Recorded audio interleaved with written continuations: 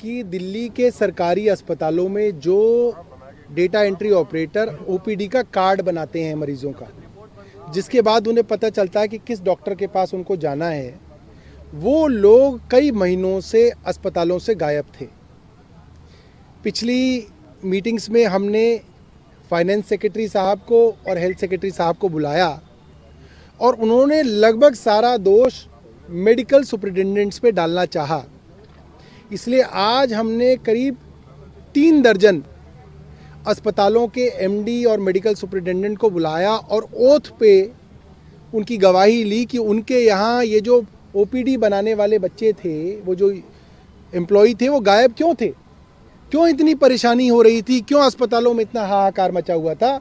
और सब एमएस ने, जो कि डॉक्टर्स होते हैं, उन्होंने ओथ पे कहा कि सारी की सारी गलती फाइनेंस सेक्रेटरी मिस्टर वर्मा की है, आशीष चंद्र वर्मा की है।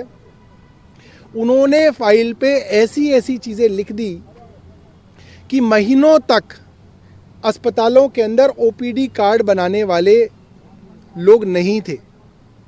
आज जब वर्मा जी से ऑन ओथ पूछा गया तो 2 घंटे बाद वो कमेटी में आए, बहुत बहाने बनाने के बाद वो कमेटी के सामने पेश हुए। ऑन ओथ उनसे जब कोई जानकारी मांगी गई तो उन्होंने कहा कि मैं ये जानकारी नहीं दूंगा क्योंकि मेरे पास संबंधित फाइल नहीं है।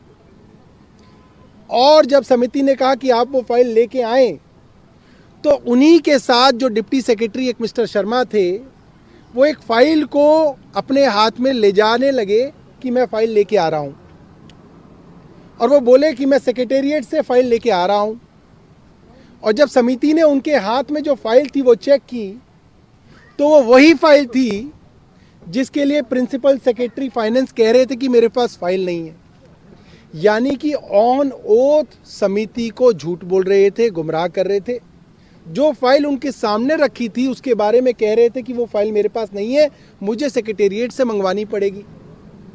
और वो फाइल सामने पकड़ी गई। सभी लोगों ने देखा कि किस तरीके से मिस्टर वर्मा समिति से झूठ बोल रहे थे।